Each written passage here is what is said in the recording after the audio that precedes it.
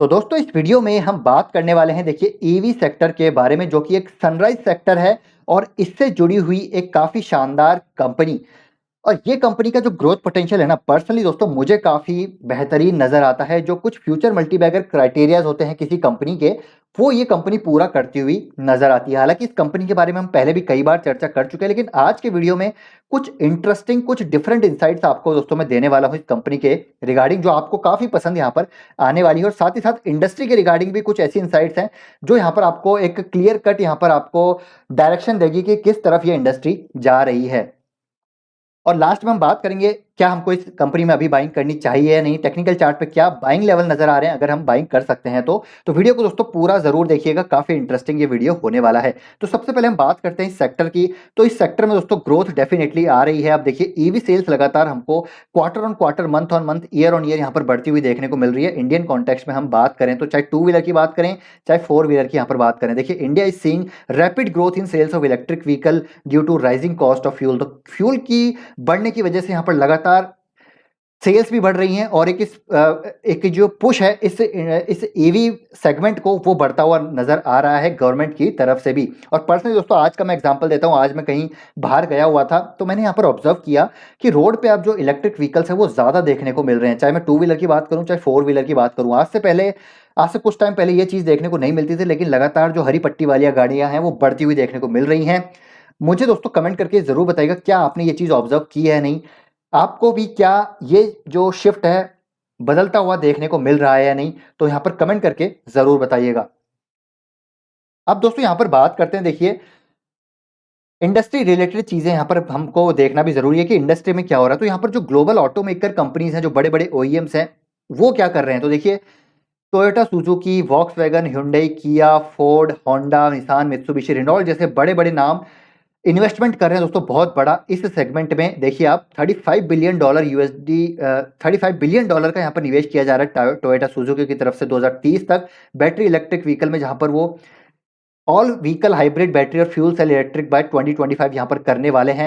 चाहे आप टोयोटा की बात करें, वॉक्सवैगन, hyundai, सब यहाँ पर बड़ा बड़ा निवेश कर रहे हैं। तो यहाँ पर क्लियर कट इंडिकेशन है कि ये इंडस्ट्री यहाँ पर चेंज हो रहा है, इंडस्ट्री लेवल पे चेंज हो रहा है। ईवी की डिमांड अब आगे आने वाले समय में भविष्य में हमको बढ़ती हुई डेफिनेटली देखने को मिलेगी। साथ ही में फ्यूल सेल की अगर हम फ्यूल की बात करें तो कॉस्ट बढ़ रही है, और इंडिया कॉन्टेक्स्ट में बात करें तो अगर फ्यूल की कॉस्ट बढ़ेगी तो यहाँ पर दोस्तों डेफिनेटली हमारा इंपोर्ट बिल बढ़ेगा तो ट्रेड डेफिसिट बढ़ेगा, और ट्रेड डेफिसिट बढ़ेगा तो जीडीपी जो ग्रो है वो थोड़ी धीमी गति से हमको बढ़ती हुई देखने को मिल सकती है। तो इसकी वजह से गवर्नमेंट भी यहाँ पर अपनी डिपेंडेंसी क्रूड पे कम करना जा रही है, और इसकी वजह से भी आप देखेंगे तो इस सेक्टर पे भी काफी फोकस है, जहां पर सब्सिडीज भी हमको मिलती हुई नजर आ रही है। और साथ ही साथ ग्लोबली बात करें तो एमिशन नॉर्म्स स्ट्रिंजेंट होते हुए नजर आ रहे हैं, क्लीन मोबिलिटी की तरफ काफी ज्यादा फोकस है, क्लाइमेट चेंज एजेंडा यहाँ पर अक्रॉस द ग्लोब चलाया जा रहा है। तो ये सारे फोकस हैं, शिफ्ट हैं, ट्रिगर्स हैं, जिसकी वजह से ईवी सेक्टर में हमको ग्रोथ तो आती हुई देखने को मिलेगी। लेकिन अब यहाँ पर क्वेश्चन आता है कि क्या किस जगह हमको निवेश करना चाहिए।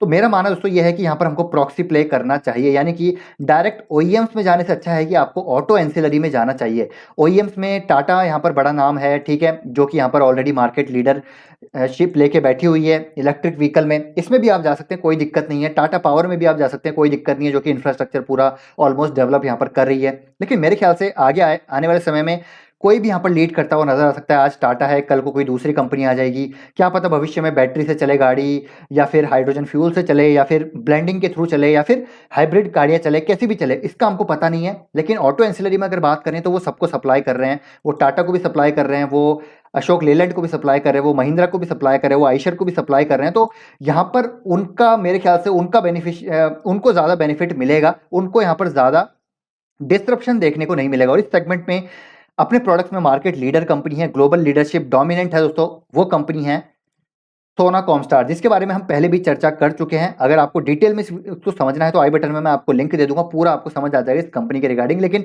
इस वीडियो में भी आपको मैं कुछ इंटरेस्टिंग जानकारी देने वाला हूं।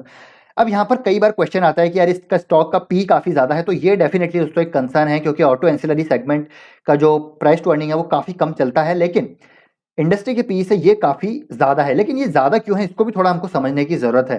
तो चलिए इसको मैं आपको बताता हूँ कि ये क्यों ज्यादा है, क्यों यहाँ पर सोना कॉमस्टार इतने प्रीमियम वेरिएशन पर ट्रेड करता है, उसके पीछे के रीजन आपको बताता हूँ। तो सबसे पहले दोस्तों बात करें, जब से ये कंपनी एग्जिस्टेंस में है तब से लेकर अभी तक इसने हमेशा से इंडस्ट्री की जो ग्रोथ है उसको बीट किया है। आप देखिए पर 99 से 22 तक इंडस्ट्री ने ग्रो किया 8.3% से, लेकिन इस कंपनी ने ग्रो किया है 36% से, जो कि अपने आप में दोस्तों काफी लाजवाब है। इसकी वजह से भी इसको प्रीमियम वैल्यूएशंस मिलते हैं। मैं ओवरऑल बात करूं, चाहे मैं FY 99 11 से 11 की बात करूं, तो जब इंडस्ट्री स्लो डाउन था, जब इंडस्ट्री स्लो डाउन था तब भी ये इंडस्ट्री को बीट करती हुई नजर आई थी ये कंपनी। ठीक है, FY 99 से 11 तक 50% से ग्रो करा था इस कंपनी ने। 12 से 16 तक 10% से, जब इंडस्ट्री 1% से ग्रो कर रही थी। FY 17-22 काफी स्लो डाउन था ऑटोमोटिव सेक्टर में, 0.8% से ग्रो किया था 34, और इस कंपनी ने 34% से ग्रो किया। तो इसकी वजह से भी इसको एक प्रीमियम वैल्यूएशन मिलते हैं। और जो विवेक विक्रम सिंह है दोस्तों, उन्होंने यहाँ पर क्लियर कट अपने स्टेटमेंट्स में कई बार बोला है कि आगे आने वाले भविष्य में भी इंडस्ट्री की जो ग्रोथ है उसको ये बीट करते हुए नजर आएंगे। और साथ ही में जो ईवी कंट्रीब्यूशन है, ईवी जो सेल्स है ओवरऑल रेवेन्यू में कंपनी की, वो हर साल यहाँ पर बढ़ती हुई देखने को मिलेगी। और ये विक्रम सिंह जो है उनका क्लियर कट स्टेटमेंट है, रिसेंट के इंटरव्यू में उन्होंने बोला था। दूसरा अगर मैं आपको यहाँ पर बताऊं, दूसरा रीजन यहाँ पर इनकी इतनी हाई वैल्यूएशन क्यों मिल रही है, तो वो है दोस्तों इनकी ऑर्डर बुक। ऑर्डर बुक की बात करें तो 140 बिलियन रुपीस की इनकी ऑर्डर बुक है, जो कि FY 21 से 9 गुना ज्यादा है। तो ये आप खुद आइडिया लगा सकते हैं कि इनकी ऑर्डर बुक 9 गुना ज्यादा अभी बढ़ी है। मतलब इतनी ऑर्डर इनके पास पेंडिंग पड़े हुए हैं, और इस ऑर्डर को सर्विस करने के लिए भी आई थिंक कुछ हजार करोड़ का केपेक्स करने वाले हैं आने वाले समय में। अब इसमें से भी ईवी की जो कंट्रीब्यूशन है, जो ईवी की इनकी ऑर्डर बुक है, वो 60% तो ईवी ऑर्डर बुक है, 40% इनकी नॉन ईवी ऑर्डर बुक है। तो ईवी की, जैसे मैंने आपको बताया, ईवी की ग्रोथ इनकी आगे भी आगे वाले सालों में जो ईवी कंट्रीब्यूशन इनका टोटल सेल्स में वो बढ़ता हुआ देखने को मिलेगा, जो विवेक विक्रम सिंह ने खुद अपने मुंह से बोला है। अब यहाँ पर एक और चीज मैं आपको बताना चाहूंगा, वो है established global presence to serve customer. तो इनकी ग्लोबल प्रेजेंस भी काफी जबरदस्त है।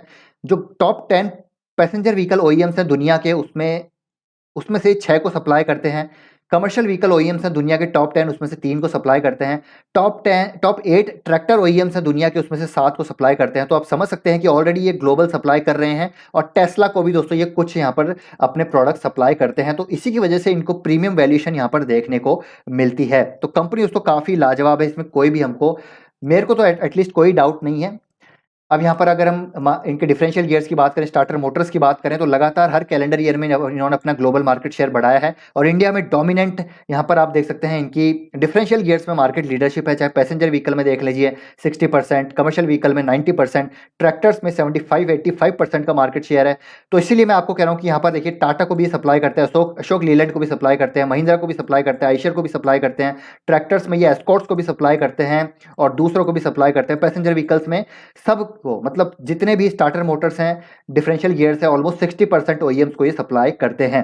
तो ये है दोस्तों इनके पास डोमिनेंस, और इसी की वजह से इनको हाई वैल्यूएशन मिलते हैं।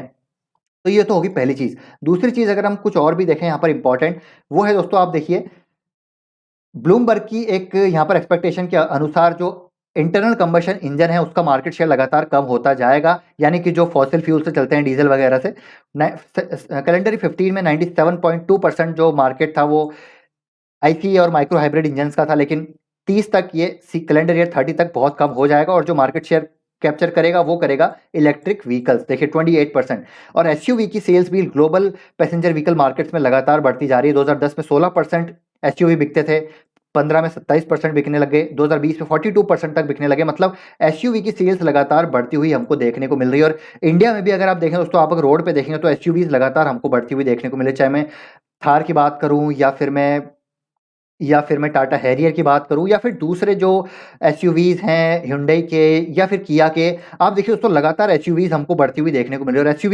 एसयूवीज का देखिए बढ़ने का यहाँ पर क्या रेलेवेंस है। बेसिकली एसयूवीज में ज़्यादा डिफरेंशियल गियर्स का यूज़ होता है। मतलब एसयूवीज होती क्या है कि या तो 4 व्हील ड्राइव होती है या फिर ऑल व्हील ड्राइव होती है, लेकिन जो नॉर्मल पैसेंजर व्हीकल्स हैं उनमें फ्रंट व्हील ड्राइव ही होती है सिर्फ। तो ऑल व्हील ड्राइव होगी तो उसमें डिफरेंशियल गियर्स का ज़्यादा यूज़ होगा। तो डिफरेंशियल गियर्स ज़्यादा यूज़ होंगे तो सोमनाथ कॉमस्टार के लिए वो डायरेक्टली बेनिफिशियल है। और जैसे हमने बोला ईवी कंट्रीब्यूशन लगातार बढ़ता जा रहा है। एंड जो इनका रेवेन्यू मिक्स है, well diversified geographical revenue mix, आप देखिए north America, EU, India, rest of the world की बात करें तो एक कॉन्सेंट्रेशन नहीं है, और जो सेल्स मिक्स है वो काफी ज्यादा यहाँ पर डाइवर्सिफाइड है। तो ये भी एक पॉजिटिव हमको देखने को मिलता है। तो ये था दोस्तों पूरा सोना कॉमस्टार के regarding update analysis. I hope यहाँ पर आपको इंडस्ट्री के बारे में समझ आ गया होगा, इस कंपनी के बारे में समझ आ गया होगा। लेकिन अब यहाँ पर हम बात करते हैं क्या हमको इसको बाइंग करनी चाहिए या नहीं, क्योंकि फंडामेंटली आप भी देख सकते हो तो प्रॉफिट एंड लॉस की बात करें या फिर बैलेंस शीट की बात करें, कैश फ्लोज की बात करें, काफ़ी ज़बरदस्त कंपनी है, यहाँ पर कोई शक नहीं है। और जो प्रमोटर्स FIS DIs है उन्होंने ही सारा माल यहाँ पर लपेट रखा है, तो स्ट्रॉन्ग हैंड्स में माल है यहाँ पर, हमको ये भी ऑलरेडी देखने को मिल ही रहा है। अब यहाँ पर बाइंग करनी है नहीं, तो अगेन मैं कहना चाहूँगा दोस्तों स्टॉक काफ़ी महंगा है, वैल्यूशंस काफ़ी ज़्यादा महंगे हैं, तो एक रिस्क रिवॉर्ड रेशियो यहाँ पर फेवरेबल नहीं है। लेकिन दोस्तों आपको यहाँ पर अगर बाइंग करनी है तो मेरे ख्याल से आप यहाँ पर ट्रैकिंग पोजीशन ले सकते हैं। यहाँ पर ऐसा नहीं है कि यार मैंने इतनी सारी चीज़ें बता दी या फिर कहीं आपने पढ़ ली तो आपने यहाँ पर लमसम निवेश कर दिया, क्योंकि अगर स्लो डाउन है मार्केट में, क्योंकि थोड़ा सा ऑटोमोटिव सेक्टर में स्लो डाउन आया तो इसमें भी प्रेशर हमको पड़ता हुआ देखने को मिलेगा, इनकी ग्रोथ भी थोड़ी डिक्लाइन होती हुई देखने को मिलेगी, तो इसके स्टॉक में और करेक्शन आ सकती है। जो इसको प्रीमियम वैल्यूएशन मिलते हैं, अगर ईवी की सेल्स इनकी थोड़ी सी भी कम होती हुई हमको नजर आई तो इनके जो एंटी थीसिस अगर मैं बताऊं तो ईवी की सेल्स अगर कम हुई तो यहाँ पर डेफिनेटली उसके वैल्यूशंस पे हमको डी रेटिंग देखने को मिलेगी। अगर मान लीजिए इन्होंने अपने ऑर्डर बुक को यहाँ पर अच्छे से सर्विस नहीं किया तो यहाँ पर इन पे गाज गिर सकती है, तो स्टॉक गिर सकता है। तो इसलिए आप क्या कीजिए, ट्रैकिंग पोजीशन लीजिए बेस्ट, और जब ये स्टॉक धीरे धीरे करेक्ट हो, नंबर्स Q4 के नंबर्स का वेट कीजिए, Q1 FY23 के नंबर का वेट कीजिए, उसके बाद हम यहाँ पर डिसीजन लेंगे और आपको मैं अपडेट करता रहूँगा रेगुलरली वीडियोज़ के थ्रू। मैं क्या करने वाला हूँ, तो मैंने दोस्तों ऑलरेडी इसमें पोजीशन ले रखी है, लेकिन मैंने बहुत ही छोटी ट्रैकिंग पोजीशन ली है यहाँ पर, और ऐसा नहीं है कि मैं यहाँ पर हैवी पोजीशन ले रहा हूँ, क्योंकि वैल्यूएशन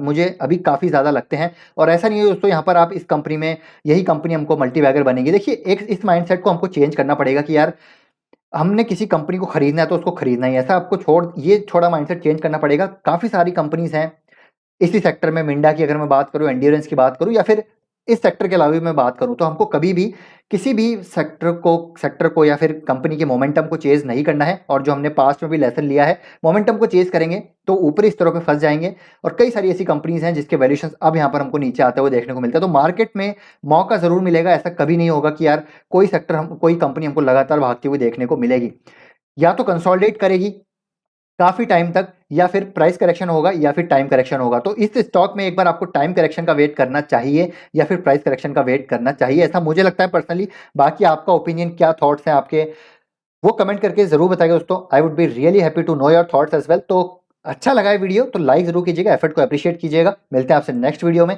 इनफैक्ट दोस्तों कल ही मिलेंगे यहाँ पर आपसे नेक्स्ट वीडियो में। तो till then take care, bye bye.